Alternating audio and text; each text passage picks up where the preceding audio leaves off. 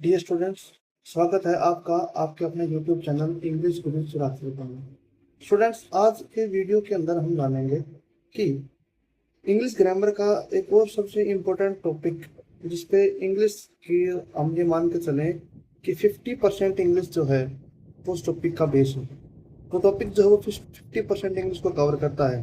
वो टॉपिक का नाम है हमारा टेंसेस। ये एक ऐसा टॉपिक है जिसमें बहुत से बच्चे कंफ्यूज होते हैं और इसलिए कई बच्चे जो हैं इसको टेंसेस ना पढ़ के इस टॉपिक को वो टेंशन के रूप में पढ़ते हैं, टेंशन के रूप में भी मानते हैं।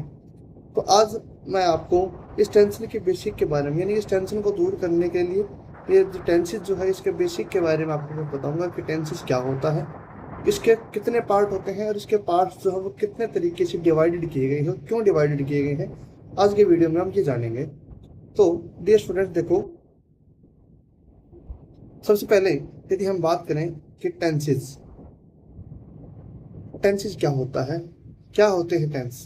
सिंपली तौर पे यदि मैं बात करूं तो टेंस जो है वो कोई बहुत लंबी चौड़ी एक कहानी नहीं है, कोई बहुत लंबी चौड़ी राम कहानी नहीं है। सिंपली तौर तरीके पे टेंसेस जो है वो है एक form of verb, a form of verb. Tense जो है वो एक वर्ब की एक फॉर्म है। अब वर्ब की फॉर्म है तो इसका मतलब ये अपने को दो चीजों के बारे में बताएगा, एक एक्शन के बारे में और दूसरा टाइम ऑफ एक्शन के बारे में। एक तो एक्शन के बारे में बताएगा अपने को टेंस, और दूसरा क्या बताएगा अपने को, टाइम ऑफ एक्शन के बारे में। इसी बेस के ऊपर टेंसेस जो है वो दो तरीके से क्लासिफिकेशन है इनका टेंसेस का। वो जो दो तरीके हैं वो क्या क्या है, वो क्या क्या शो करते हैं। फर्स्ट जो है वो शो करता है एक्शन और सेकंड जो है वो time of action, time of action. Tenses का जो क्लासिफिकेशन है वो दो तरीके से हो रखा है, और ये जो दो तरीके जो है वो फर्स्ट जो तरीका है वो शो करता है एक्शन के बारे में, और सेकंड जो चीज है वो शो करती है टाइम ऑफ एक्शन के बारे में। अब यदि मैं बात करूं कि एक्शन को शो करने के लिए क्या रिप्रेजेंट किया गया है टेंस के अंदर, तो एक्शन को शो करने के लिए देखो, जो हमने पढ़ा होगा कि टेंसेज के ना तीन पार्ट होते हैं और इन तीनों के फिर चार चार पार्ट होते हैं। तो वो जो चार चार पार्ट की जो हम बात करते हैं कि part number 1 indefinite,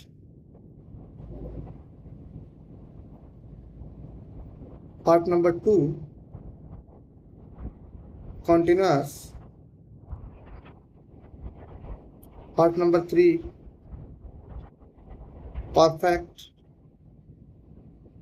and part number 4 perfect continuous, perfect continuous। ये जो क्लासिफिकेशन है, ये जो चार पार्ट में जो डिवाइडेशन है, ये है on the basis of action. ये एक्शन के बेस के ऊपर ये क्लासिफिकेशन है। ये एक्शन के बिहाफ के ऊपर टाइम जो है वो एक्शन के बिहाफ के ऊपर टेंस को इन चार भागों में बांटा गया है। यदि मैं बात करूं कि टाइम ऑफ एक्शन के बारे में, कि टाइम ऑफ एक्शन के बारे में यदि मैं बात करूं तो उसमें क्या क्लासिफिकेशन है, उसमें किस प्रकार से टेंसेस को बांटा गया है, तो उसमें सबसे फर्स्ट नंबर पे जो पहला जो पार्ट होता है वो आता है हमारा प्रेजेंट। प्रेजेंट टेंस ये यानी कि समय को तीन भागों में जो बांटा गया है वो क्या क्या है, प्रेजेंट यानी कि वर्तमान, सेकंड सेकंड जो है वो होता है हमारा पास्ट, एंड थर्ड पे होता है फ्यूचर। हम तीन तरह के टेंसेस के बारे में पढ़ते हैं। पहला होता है हमारा प्रेजेंट टेंस, सेकंड होता है हमारा पास्ट टेंस, और थर्ड होता है हमारा फ्यूचर टेंस।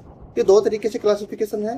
पहला क्लासिफिकेशन जो है वो एक्शन के बिहाफ के ऊपर है, यानी कि indefinite tense, continuous tense, perfect and perfect continuous.